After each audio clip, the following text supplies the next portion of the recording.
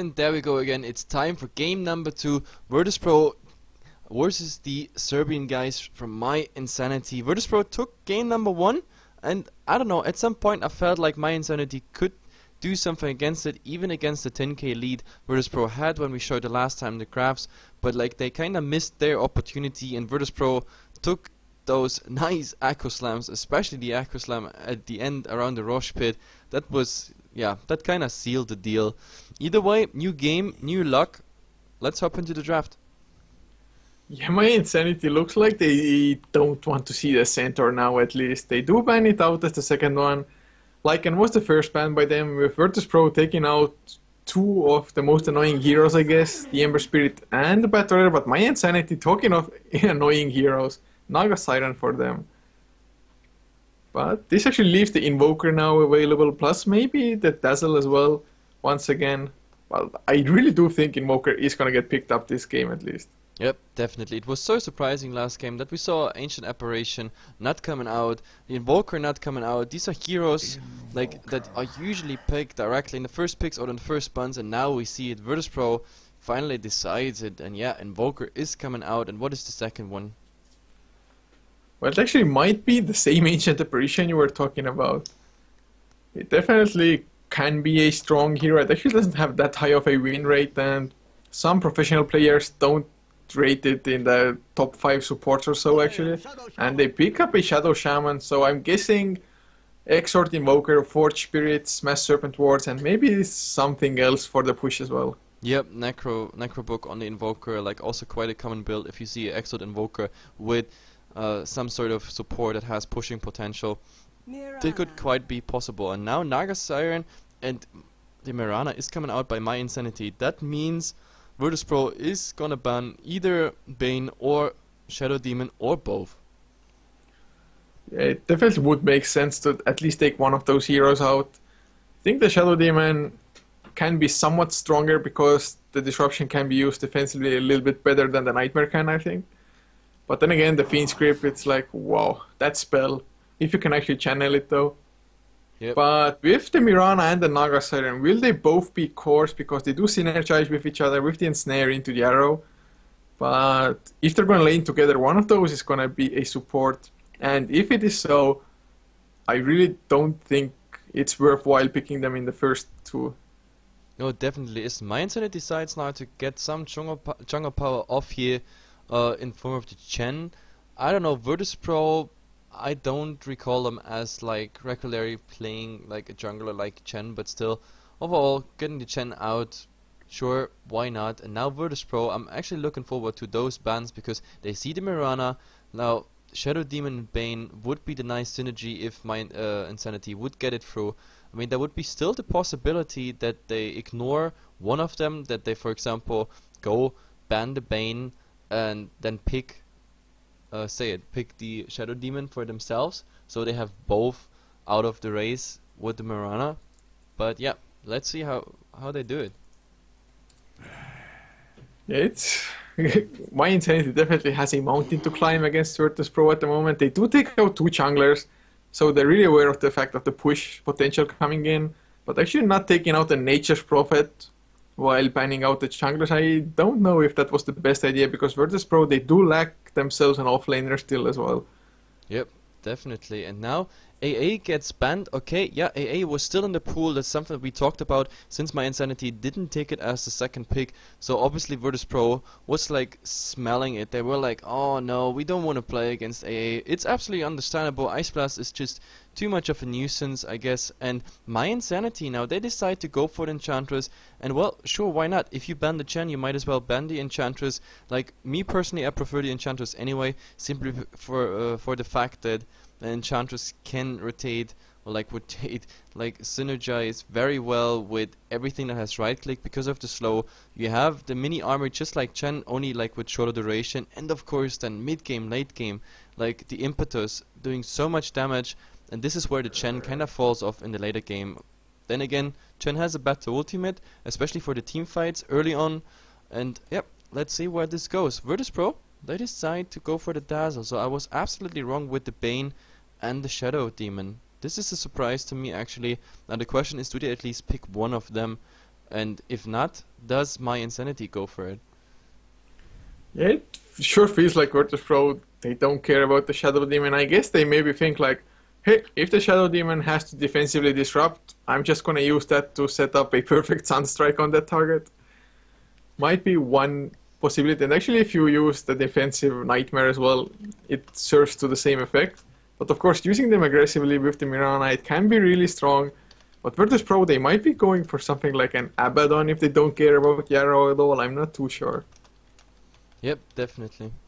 And I don't know, they take all that time. I mean, every team got 150 time, and Virtus.Pro, they decide they go for the Earthshaker again.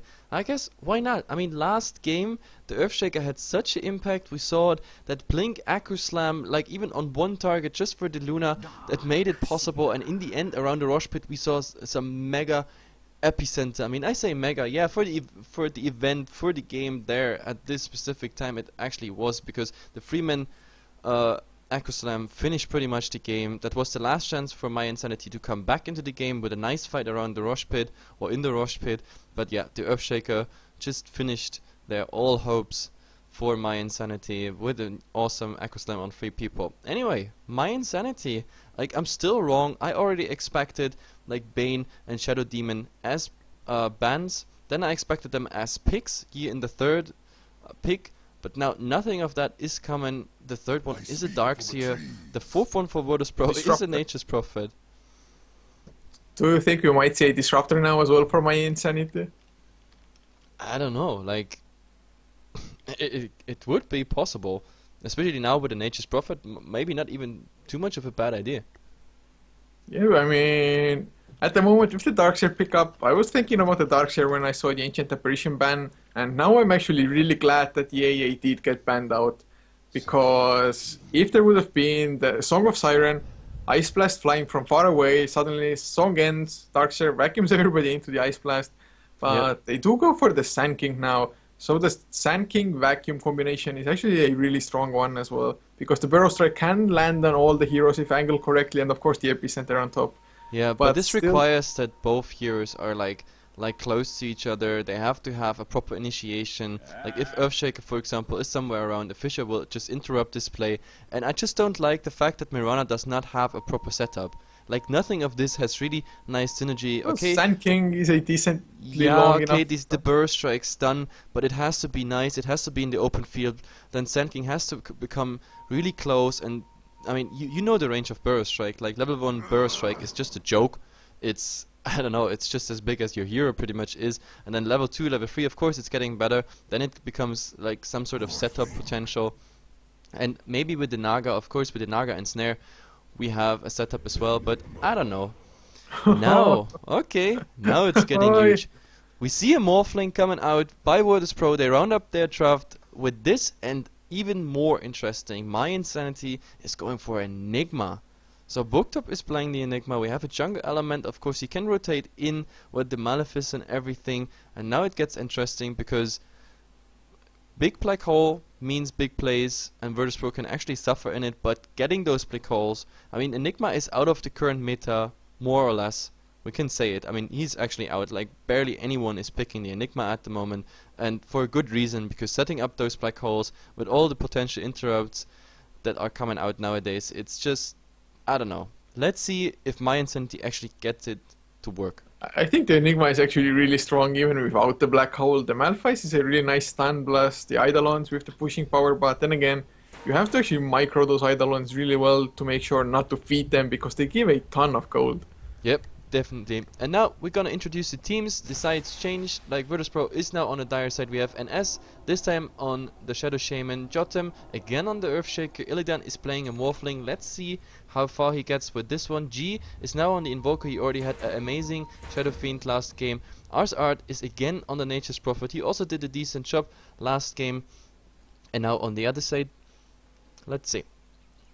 Yeah, for mYinsanity on the Radiant side, Kogil, loving Faniqua, playing up on the Mirana, leaving Booktop to go into the jungle on the Enigma. The last support probably gonna be Sedika on the Sand King, leaving the mid lane played by Kole on the Naga Siren, and of course off lane will be taken up by Grizzin on the Darkseer.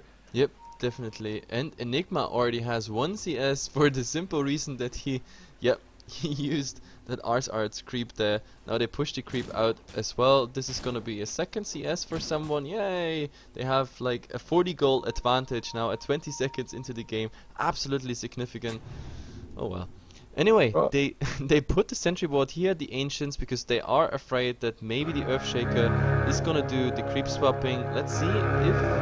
No, there are no sentries whatsoever here, so there's no... Oh, actually, jotum has sentry, so he can, if he wants to deward, he can actually go for it. Now, Christine finds a regeneration rune, uses the Iron Shell before the regen rune. That's kinda smart, but the duration is so low, he won't get it anywhere. Or could anywhere put it to use. Now Enigma here in the mid is gonna get a deny for the Naga. Yeah, there we go. So 1 deny. Enigma now already 2-1 before the creep waves actually meet.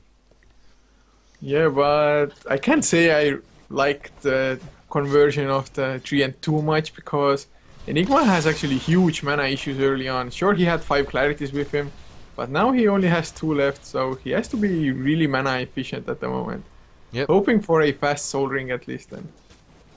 Yep, definitely. And now we already see Christine a bit under harassed by an S, but like he doesn't really care. He has a lot of regen now. He has a Salve and a normal set of tangos, and of course with the Iron Shell also an S has to care. But now Christine has no Iron Shell up, and yeah, the harass damage is getting quite significant. Also with the level 1 at the shock, he's doing quite some damage on him.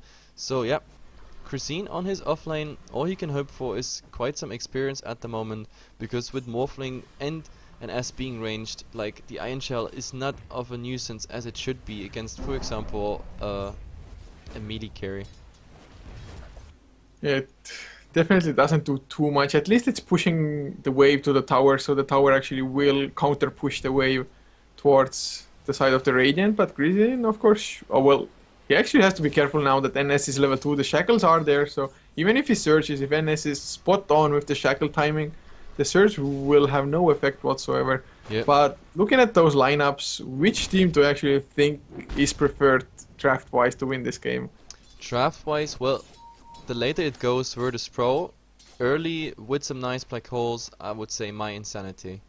But yeah, it comes down to the black hole and the epicenter. Like both in combination could be such a big play. Either way, I just wanted to point out around the Ancients here, we had now the first sentry actually was here and it got dewarded by Jotum, and now they tried it a second time and also got dewarded. So like 2 sentries, or actually 3 sentry there, found death just for the sake of making this Ancient skip here, creep skip. But now we have here Christine in the mid. Oh, he has no Iron Shell anymore, otherwise he could have harassed G with the invisibility rune. But now he checked out, at least they know there is no sentry in the mid, but still he left his offlane for this, losing a lot of XP, and now I guess Naga said like, hey, F off please, so you're stealing my XP.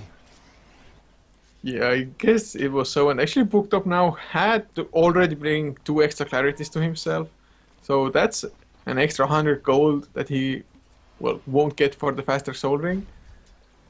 Yep. So the Enigma's farm will be slowed, if even just by a little bit, but he should be fine nevertheless. But looking at this farm, the Mirana, she's 10 and 2 compared to Morphling on the safe lane, who's 23, 24 and 13 now. Yep, it's really not working out for Gogi here at the moment. Like, I mean, he has the Basilisk, which gives him at least some right click, but he's missing also out on quite some of the last hits, and Ars Art is making a good job. I mean, he's 9 and 1 on his offlane. Compare that to Darkseer, he's 5 and 0, not getting much. Now he's even rotating into the jungle. Like, this CS he got there came from it. But now Jotum finds Christine. The Fisher is coming. No Surge anymore. He's gonna get blocked up. 3 heroes chasing him. Now Ars are TPing in as well on the Nature's Prophet. No mana for the Sprout of Christine. He actually might be able to search himself away. No, there's the Cold Snap coming out. He's dead. That's the first blood once again drawn for Virtus.Pro.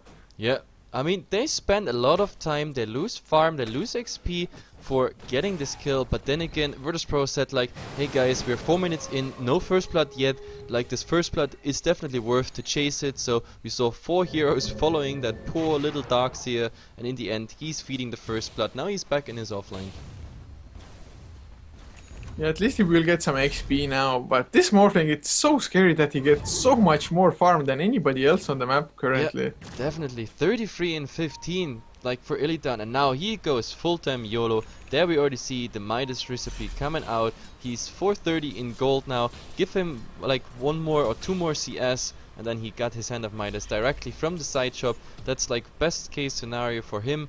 And yeah, we see the Midas coming out 4 minutes, 5 minutes in the game. Well, now a bit slowed down because he's not going to the side shop, but theoretically he could have a Midas now at 450.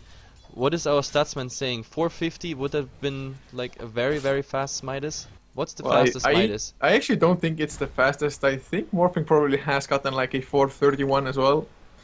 Or at least somebody has that. Well, I know at least an alchemist has. But we have a statsman with us here, unless he fell asleep. Like, could you please check? I want to know what was the fastest Midas in pro gaming. I want to know this. Because this one was ready at 430, he bought it at 5. But yeah, I'm pretty sure someone managed already before. Now, there comes a rotation here in the mid. He in huge trouble if there's one stun. There's the Burrow Strike, Malphite as well. Riptide, this should be an easy pickup, but nice Tornado coming out. There's the Ghost and feature as well. He's still alive and he's gonna stay alive. What a fissure. God. That is $1 million fissure. Well, let's say not $1 million, but it could have been TI worthy fissure there. Triple stun and G actually survives. This is looking grim already for mYinsanity. Like the intention was good, the smoke was really good and everything, but now yeah, Jotum with his fissures already last game. Earthshaker is definitely a hero he likes. Yeah, there was actually one mistake they made as well, because they got a little bit overeager. Sedika started with the Burrow Strike, but actually at the exact same time pretty much that the Burrow Strike landed, Puktop used his Malphite, and it's only level 2, so it doesn't actually do that much as far as stun durations go. If he had used it after the Burrow Strike completely ended, they still might have gotten the kill. But of course, G himself with a nice tornado as well. Yeah, it just bought him all the time he needed there. And now we have to compare the farm again. Gogi is now actually picking up some farm. He finally gets some right click, especially now that he got his face boots. Art in comparison, of course, he's half the farm. He's also not getting too many denies, so Art falling a bit back. This is good news for mYinsanity, of course. In the mid, we have to look at the Naga. Naga, of course, bottle crowing brown boots and the standard build with the quelling plate. And yeah, his radiance timer, that is important. And now wait, our what are you 245. Okay, a gyrocopter, that must have been like first blood, level 1 Roshan, whatnot. 245 was the fastest Midas according to that Dota. Yeah, morphing is all mid lane. The tornado EMP coming out, Fisher as well. There's the Wrath of Nature, it might be the kill. The cold snap is there as well, and Kohli takes another fall. Definitely. Again with Jotum involved there, so yeah, he's doing a damn good job. 2-0, like, it's quite a passive game compared to the last one, because around 6-7 minutes last game we had like an outburst of massive kills on each and every lane. It was close, people just got away, but now, oh my god, and S is running directly in, and Enigma is now getting There's stunned. the Malphite, uses the X, but Burrow Strike lands on him. Shadow Shaman gonna take a fall. At least it was the Shadow Shaman, not the Morphling, because they were gunning for the Morphling. Yep, so a bit, I don't know, like a little bit, yeah, I don't know, not the perfect play, but oh my god, Sand King now. Sedika cold snapped up, he has the Burrow Strike, but there's the Fisher coming out, uses the Sandstorm, Tornado will miss as well, nicely done, but Arsar TPing in, has the Sprout, that's a dead Sand King. Oh, Moonlight Shadows, not in time. Yeah, why is that Moonlight Shadow not coming earlier? That's now the question. Like, if he used it earlier, they would have at least had to spend a sentry. The sentry would have been... No, Jotum actually used all his sentries, so this Moonlight Shadow just earlier could have been, yeah, the difference between 1-3 or 1-2. I guess he thought that Sand King is gonna die outright, maybe, and then he was like, oh wait, he actually might have a chance, Moonlight Shadows. Oh wait, too late. Maybe something like that, or of course, maybe they didn't call out for it on their voice comms as well. Yep, definitely. Because I think the Mirana is like, oh, cut the farm up, and she's actually been catching up a little bit. 66 on the Morphling compared to 53 last hits on the Mirana, so not too bad, but the Morphling will have a way higher impact. Yeah, and now we see a triple smoke. Finally, mYinsanity says, like, we gotta stop this morph, otherwise this is going nowhere. But they hug the tower at the moment. It's really hard to get anything here.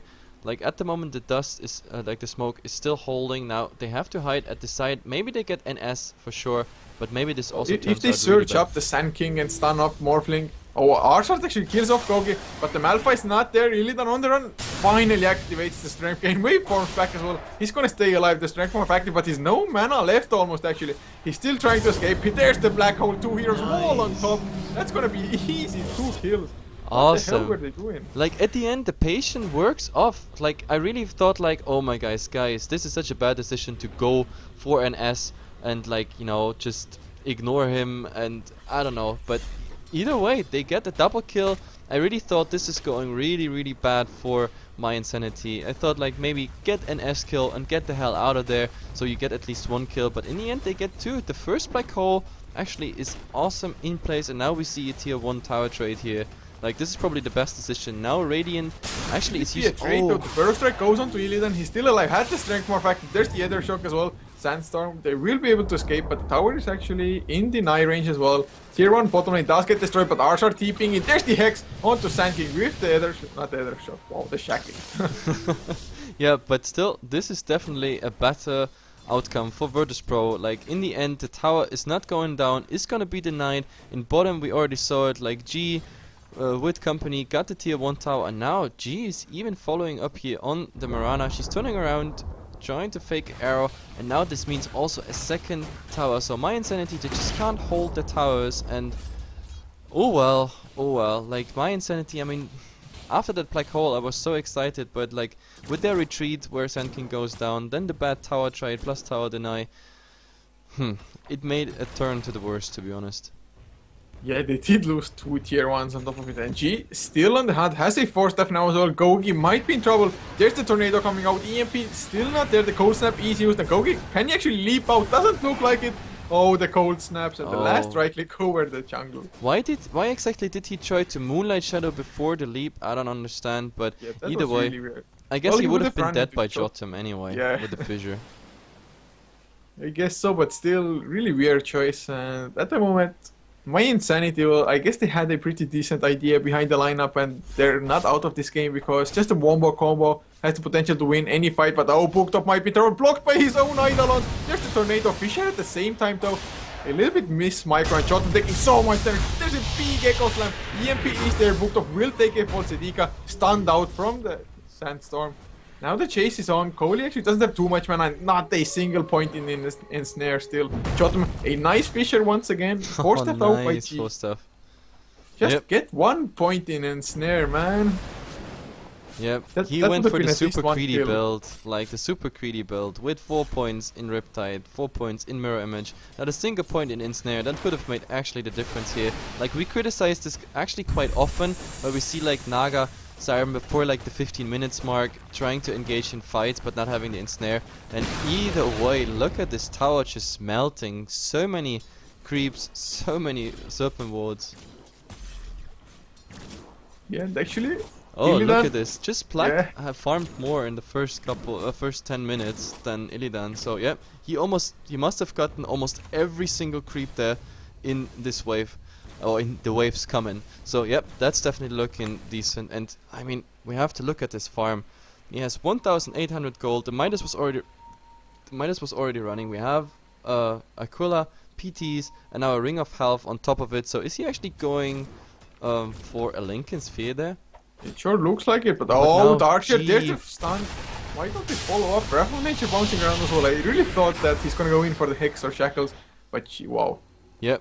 I showed it there. G with a double damage rune, like Tornado, EMP, just too easy. Got the Naga, and now that means Naga is back to 3,200 gold, dying here somewhere in the jungle. Like this is now, I don't know, maximum 16 minutes, 17 minutes Sacred Relic, and then he still doesn't have the gold for the damn recipe. And G might actually find here even more. He's on the hunt. Not enough mana though for a combo. I think he only needs the right clicks. There's the TPs coming in as well. Gogi in huge trouble. They're gonna go for Booked Up though. He has the Black Hole. No way to use it. The Tornado invoked as well. There's the Malphite's Hex up. Shackles, will there be? Nope. Waveform gets the kill, or rather ours are. And they hold back with the spells as well. You see the experience of Virtus.Pro. They know exactly what they need, what kind of damage value they need for the kills, etc. Now ours are actually disconnecting after he summoned his trees. So I don't know what happened there. Nature striking back. Yeah, might be, but Arshart is so farmed and actually he's completely skipping the Hand of Midas and actually has a level 2 Necrobook now if he wants to buy the second recipe. Oh yeah, definitely. And oh well, it's really looking dark. We have to use the time for showing the crafts. Like mYinsanity had quite a decent start with experience and everything, but now Virtus.Pro took over the lead. 3,000 experience now for them. Gold wise, well, 5,000 gold already. We are 14 minutes in. As I said, the key items are just not coming at the moment um, for mYinsanity. Like the Naga, I already said it, still on 3,200 gold. She needs it the most. Like if she didn't die twice in the mid and now once in the jungle by G, we would have had like a radiance at what 13-14 minutes pretty much by now, and like with 4 points in illusions which she already got, that would have meant a lot of farming, a lot of like also split pushing and farming in the jungle while you're on the lane or vice versa. That could have made a difference in this game farming wise, but now she's just held back all the way, and the Morphling has all the time in the world to just farm up with the farm he already got. Just showing the net worth now, and there you can see what I'm talking about. Yeah, at least mYinsanity, they have something going for them because Darkseer has enough gold to finish up the mech now. And like you said, although the Radiance is delayed, I don't think it's the worst timing possible, at least not yet. If he doesn't die before he gets the Radiance now, it's still going to be before 20 minutes at least. And if nothing else, they should be able to turtle at the tier 3 towers for quite a while. Yep, definitely. And Illidan, as I said, like he got now 2,000 gold. Like what's the next item? This is actually a Linken's. I don't think he even needs a Linken's. Like he could go directly greedy for any stat given item. Like even, I don't know, Manta or directly Ioscari. I don't even think he needs the Linken's. Yeah, I don't think so. Not in this game. Maybe he's just afraid of the ensnare coming out, although I wouldn't know why exactly. Maybe Malphite as well, but Linken's really actually doesn't have too many spells to counter. I guess the Burrow Strike will get cancelled by the Linken's as well. But Yep. even if he doesn't need it that bad himself, he can actually maybe activate it on somebody else on his team.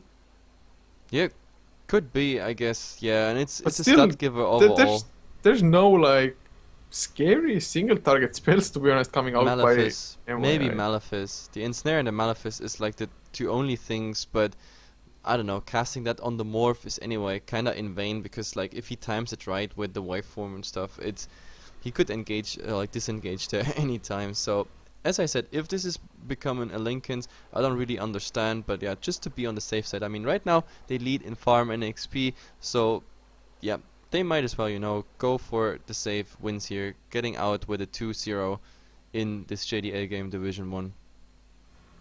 Yeah, they are definitely looking really strong. I mean, they were the 100% favorites anyway coming into this game, I guess, even with some shaky performances lately.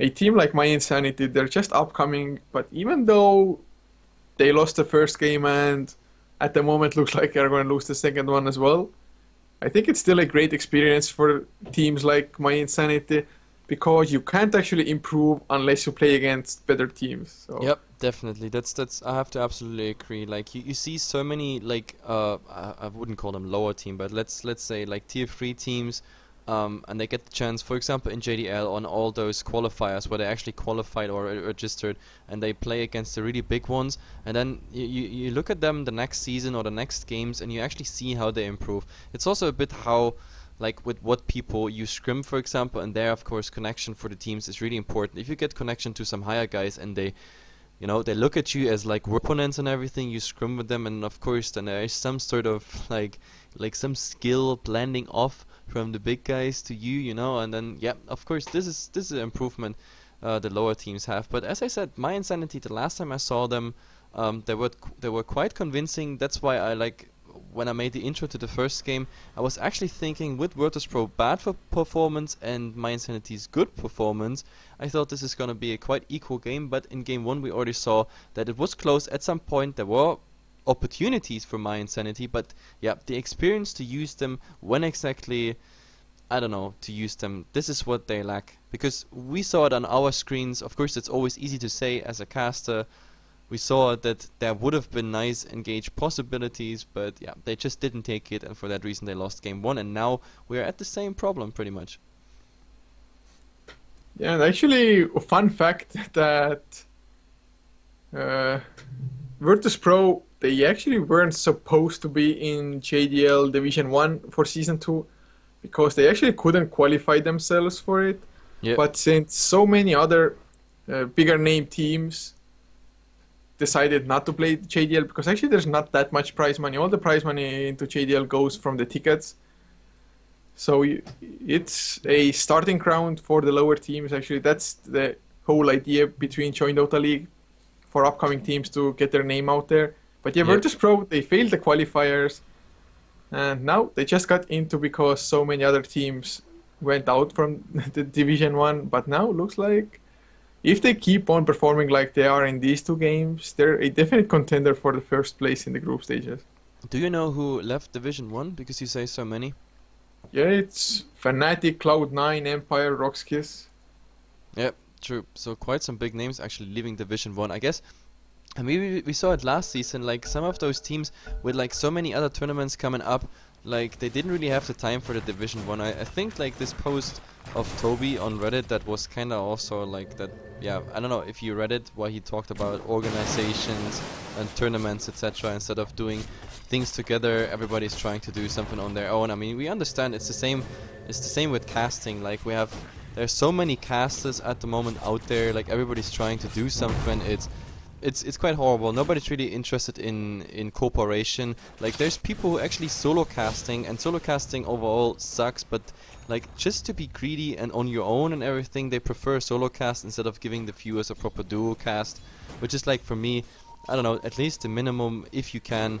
So yeah, this egoistic approach, I guess, goes for teams and organizations, tournament management just as well. Anyway, let's hop back into the game. We are 50 minutes in. It's 3-9 at the moment. Virtus.Pro is leading as well as in gold and XP, and now we're gonna see the next move. G is already on the that hunt. Ghost Walk on. He's gonna find 2 as well. The Tornado is there, hits both as well. There's the Fisher. They're gonna get booked up straight away, but Arrow onto G, 5 seconds. There's no follow-up though. Wrath of Nature gonna bounce around. And even with a 5-second arrow on the Invoker, they still can't counter-initiate. Yep, definitely. At the same time, Art and Illidan, they are pushing bottom, and at the moment it doesn't look like mYinsanity can do anything against it. I mean, there will be now probably an Iron Shell. No, he doesn't even go for the Iron Shell, because Art is actually trying to Oh, forced step out by G. There's the Tornado on 2 heroes once again. They get the Fisher onto Mirana. Mirana sexed up. Cold Snap as well, but the Song of the Siren, they're gonna counter initiate. There's the wall, Epicenter, Black Hole as well. Catches 3 heroes. Finally, the combination comes out, but the Neko Slam, way too late. That doesn't get any kills whatsoever. It's only level 1. Now that Illidan combo in trouble. Oh my god. Illidan actually makes it out, but finally we saw some play coming out by mYinsanity here. Like I'll wait a couple seconds till the graphs update there, but I'm pretty sure we're gonna see like a little boost in XP at least, or slowing down their mice there. But either way, we just saw Nature's Prophet buying 1, 2, 3 necro books, and Jesus Christ. But that fight, it's just too bad because Art was out of range for the Naga song there. That's why Mirana actually died. They could have spared 1 hero, I guess, with a better positioning. But still, a nice fight overall. Yeah, the only thing is that at the moment, Black Hole, of course, around 3 minutes cooldown. Oh, Moonlight Shadows comes out actually. I think this Observer Ward might have spotted this auto, but Melee and NS, yeah, he's backing off.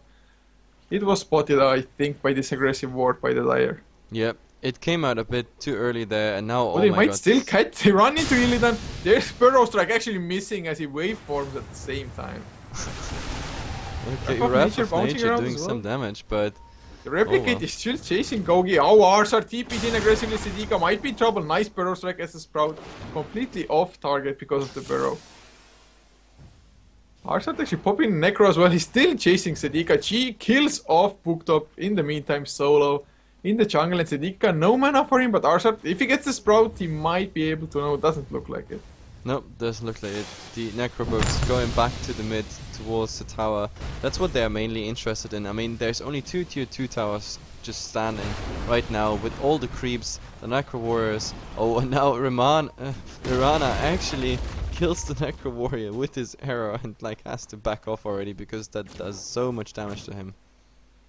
Yeah, definitely not a good idea to kill off Necrovox, but oh, Naga might be in trouble. No song, no radiance yet. Gets fissured up. Actually on the wrong side of the fissure. Might get the TP out, trying to buy some time. Nope, there's the totem waveform as well. Some damage.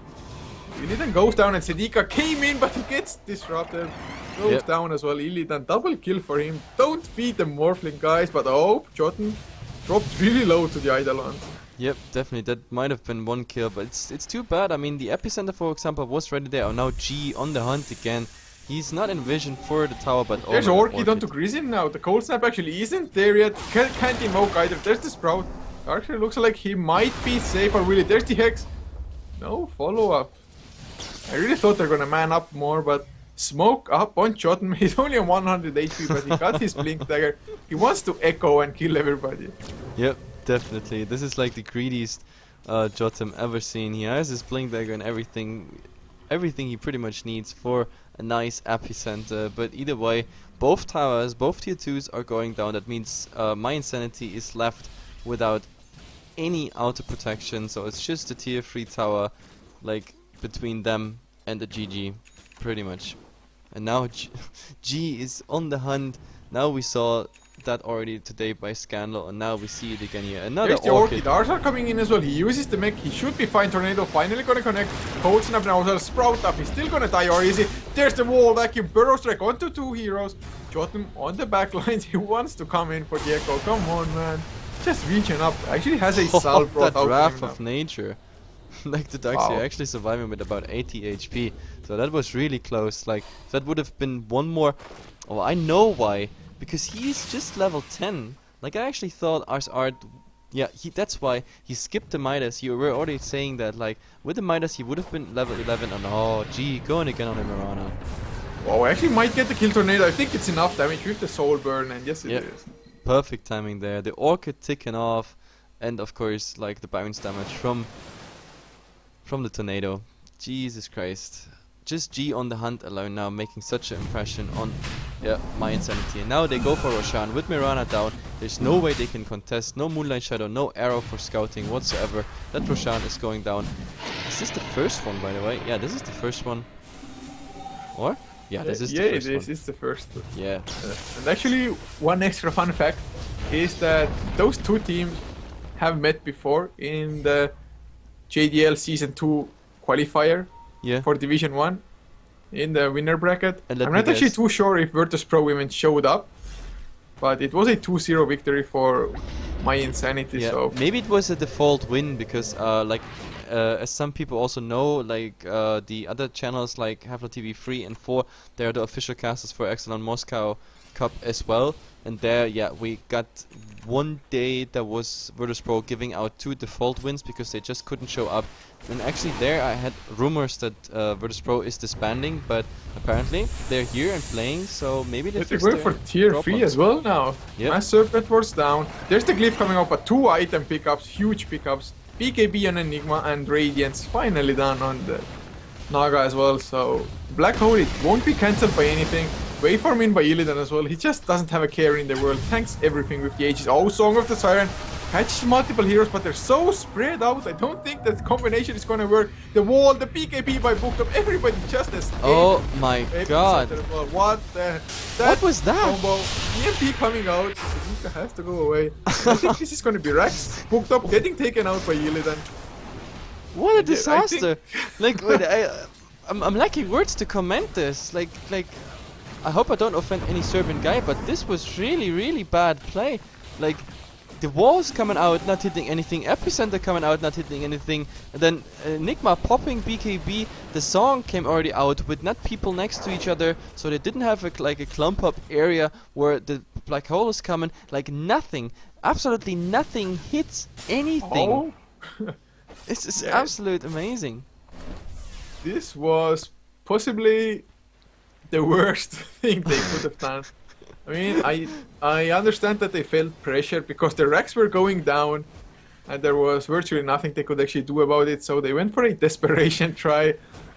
but it was desperate indeed and didn't work out in the slightest. BKB now on cool. At least they didn't pop the black hole, but there's the Cold Snap Orchid as well. Hex by NS.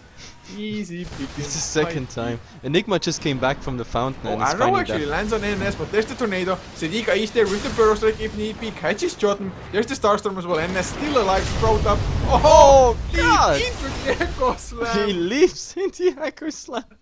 Oh, are you kidding me?